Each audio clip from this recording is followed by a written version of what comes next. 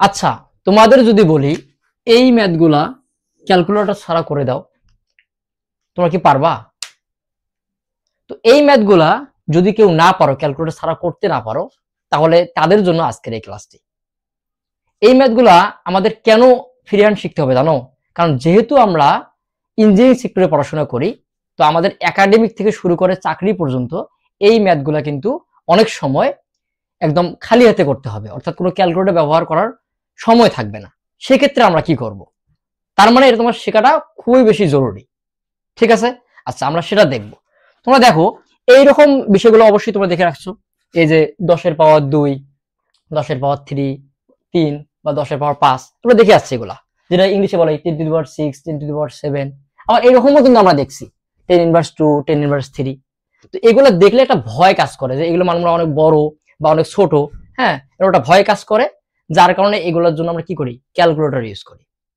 তবে হ্যাঁ, আমি তোমাদের 100% গ্যারান্টি দিচ্ছি, এই ক্লাসটি করার পর তোমাকে আর কোনোদিনও এই অঙ্কগুলোর জন্য অন্ততপক্ষে ক্যালকুলেটর ইউজ করতে হবে না। দেখো, যখন তুমি এইরকম দেখবা, এখানে উপরে তুমি কথা লিখে রাখি তোমাদের জন্য, যত তত। ও আর একটা কথা, সেটা হচ্ছে যে এই সিস্টেমে হোক আর এই সিস্টেমে হোক, আমরা সবসময় 1 আর 0 এই দুইটা সংখ্যাই ব্যবহার করব। এর বাইরে আমরা কিচ্ছু ব্যবহার করব না। কি বললাম ভালো করে মনে রাখো, এইরকম সিস্টেম হোক আর এইরকম সিস্টেম হোক, আমরা সবসময় 1 আর 0 ব্যবহার করতে পারবো। আচ্ছা, এই সিস্টেমে কি লিখলাম, যত তত। এই কথার অর্থ হচ্ছে যতটা পাওয়ার থাকবে, কি থাকবে, যতটা পাওয়ার থাকবে, পাওয়ার পাওয়ার মানে উপরে যে সংখ্যাগুলো 2, 3, 5 যেটা দেখতে পাচ্ছ তোমরা, যতটা পাওয়ার থাকবে ততটা শূন্য হবে। কি হবে, শূন্য হবে। দেখো তো একটু কি বললাম, এখানে আমরা কি ব্যবহার করতে পারবো, 1 আর 0। এখানে কি ব্যবহার করতে পারবো, 1 আর 0। আর কোনো সংখ্যা কিন্তু আমরা ব্যবহার করতে পারবো না। যখন তুমি এগুলো এরকম আকারে দেখবা, অর্থাৎ প্লাস আকারে, দেখো +2 আছে, +3 আছে, +5 আছে, +6 আছে, ঠিক আছে।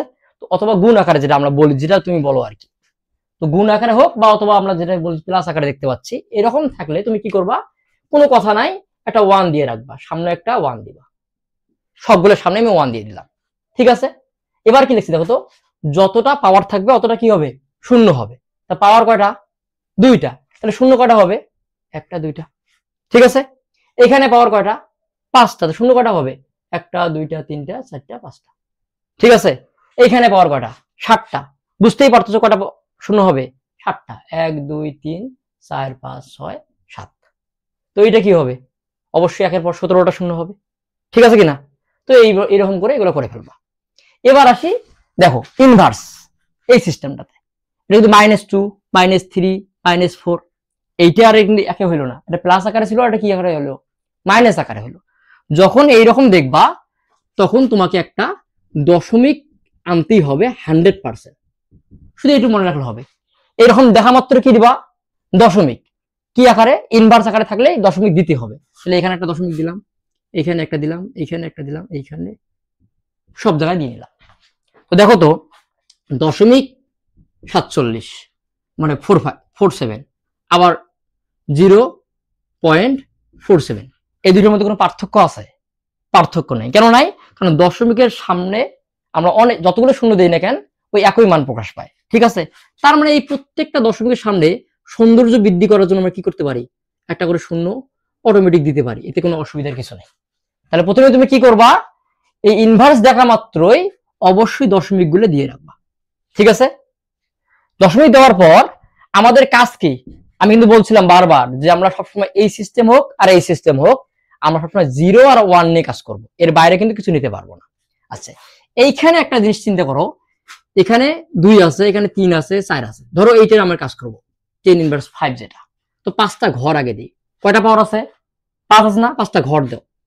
এটা কিন্তু ঘর দিতে হবে না, বাট আজকের জন্য বোঝার জন্য, 1টা 2টা 3টা 4টা 5টা, 5টা ঘর আছে কিনা, আছে। তো লাস্টের ঘরটাতে আমরা 1 দিব, বাকি সবগুলো কি করব, 0 দ্বারা পূর্ণ করব। তার মানে হচ্ছে পাওয়ার যতটা থাকবে তার চেয়ে একটা শূন্য কম হবে, তারপরে 1 বসবে। চিন্তা করে দেখো, পাওয়ার ছিল কত, 5, দেখো 0 কটা হয়েছে, 1টা 2টা 3টা 4টা, তারপরে 1। দশমিকের আগে 0 তো হিসাব করার কোনো প্রয়োজন নেই, দিলেও যে কথা, না দিলেও একই কথা।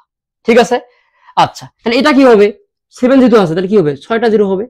6টা 0 তারপর 1, তাহলে এটা কি হবে 8টা 0, 1 2 3 4 1 2 3 4 1, তাহলে এটা কি হবে 14টা 0 হবে, ঠিক আছে, তারপর একটা 1 হবে, ঠিক আছে কিনা, এগুলো বুঝছো?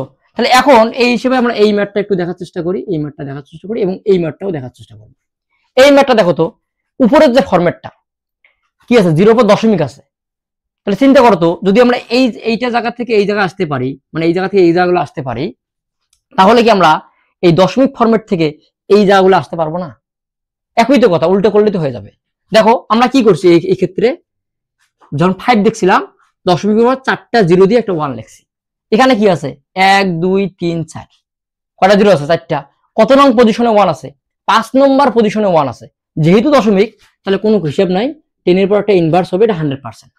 কয় নং পজিশনে 5 নং পজিশনে 1 আছে, 1 2 3 4 5, তার মানে কি হবে ইনভার্স 5, ঠিক আছে কিনা।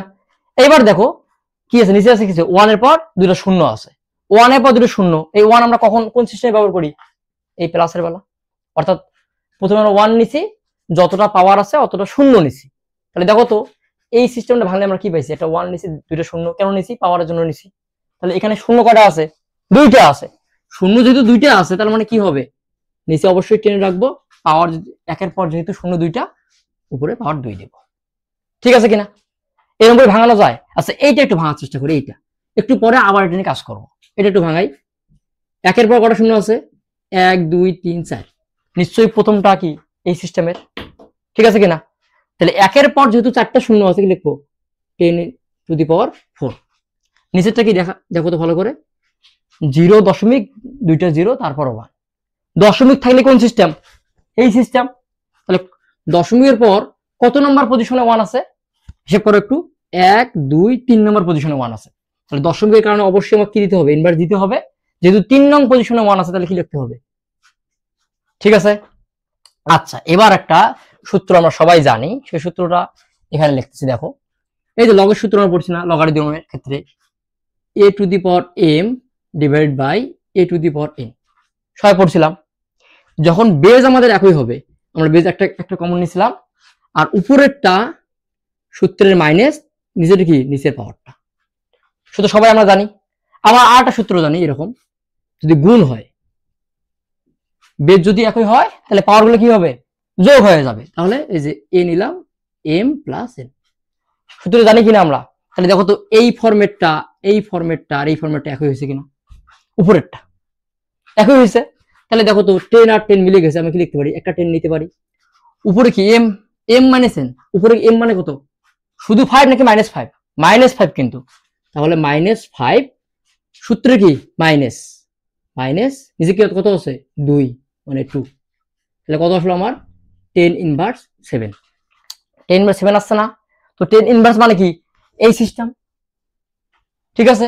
তাহলে আমরা কি করব ইনভার্স দেখা মাত্র কি দিব দশমিক দিয়ে দেব 100%, তার সামনে একটা আমরা দশমিক আমরা দিলাম একটা, তার সামনে 0 তো হবেই, তাহলে কটা 0 হবে 7টা, কিন্তু এখানে 7 কিন্তু আছে, 7টা কিন্তু 0 না, অত নং পজিশনে 1 হবে, মানে 7 নং পজিশনে 1 হবে, বাকিগুলো 0 হবে, তার মানে 6টা 0 হবে, লাস্টেরটা 1 হবে, তাহলে 1 2 3 4 5 6 তারপরে 1, এটা आंसर পেয়ে গেছি, তাহলে এইটার आंसर হচ্ছে এটা, বুঝছো। এইবার আসি এটাতে, দেখো এই ফরম্যাটটা আর এই ফরম্যাটটা কিন্তু আবার আছে, তাহলে আমরা কি নিব একটা 10 নিলাম, যেহেতু 10 উপরে বেস একই, এবার দেখো উপরে কি আছে 4, তাহলে 4 আমরা নিলাম, সূত্রে কি আছে মাইনাস, সূত্রের কিন্তু মাইনাস, নিচে কি আছে দেখো -3, ওটা তো সূত্রের না, দেওয়াই আছে -3, তাহলে কি হবে -3, তাহলে কি হবে 10⁴, মাইনাসে মাইনাসে কি হবে +3, তাহলে 10⁻ কত হবে 7, এবার দেখো 10⁻7 ওটা প্লাস আকারে, তার মানে এই সিস্টেমে হলে কি হয় সামনে একটা কোনো কথা নাই, কি দিতে হয় এখানে লিখলাম 1 দিলাম, পাওয়ার কত আছে 7টা, তার মানে কি হবে 7টা 0 হবে, 1 2 3 4 5 6 7, এইটাই आंसर, ঠিক আছে। এইবার এটা তো সবাই পারবা, এটা কোন সিস্টেমে, এইটা কিন্তু দেখো এবার এই সিস্টেমে গুণনের সময় কি হবে পাওয়ার গুলা যোগ হয়ে যাবে, তাহলে আগে আমরা কি করব এটাকে এই ফরম্যাট বা এই ফরম্যাট নেওয়ার চেষ্টা করব, দেখো দশমিক দেখা মাত্র কি করবা 10 দিয়ে বসে থাকবা, দশমিক যেহেতু আছে ইনভার্স করলাম, কত নং পজিশনে 1 আছে 3 নম্বর পজিশনে 1 আছে, তাহলে একটা দুইটা তিনটা, তাহলে 10⁻3, এই যে গুণ চিহ্ন এই যে গুণ চিহ্ন, এবার দেখো কি একের পর 4টা শূন্য, তার মানে এই সিস্টেম। একের পর 4টা শূন্য মানে কি 10⁴। ওকে, এবার দেখো এইটা আর এটা কিন্তু মিলে গেছে।